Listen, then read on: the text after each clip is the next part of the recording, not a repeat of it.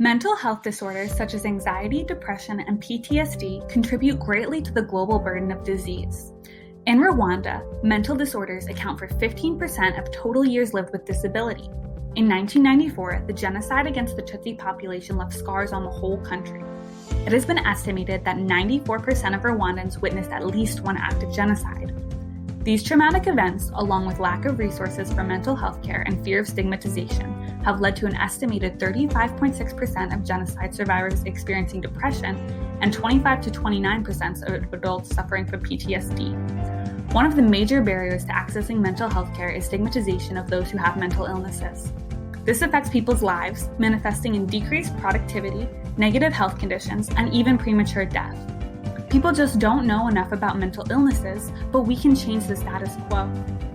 Our proposed initiative is designed to decrease stigma and raise awareness of mental health disorders in order to increase knowledge and utilization of mental health services among adult genocide survivors in the southern province. The intervention is divided into 3 simple parts. 1. To identify key attitudes and beliefs relating to mental health and mental health services among our target population. 2. To identify community champions to disseminate our anti-stigma messaging through monthly discussions and support groups in their communities. And 3. To expand training for community health workers in mental health topics to increase the number of sensitive, qualified professionals in this area. This intervention can only be realized through the continued dedication and support of you all here at the Rwandan Ministry of Health. The National Mental Health Policy is a strong statement of your commitment to the cause and has identified 10 key areas for implementing interventions.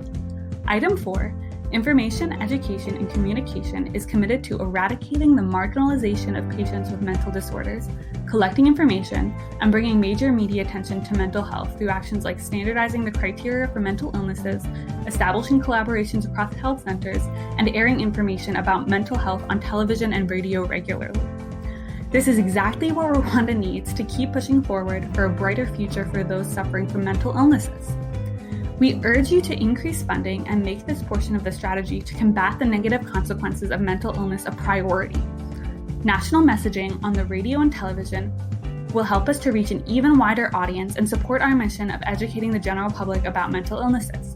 This critical component of the national policy will be instrumental in alerting people to the signs that they or a loved one may need to seek medical care, providing resources, and maintaining that mental illnesses can be treated and are not shameful.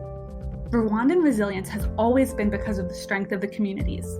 Together, we can end discrimination against those who have mental illnesses and get everyone the care and support they need. Thank you so much for your time and attention.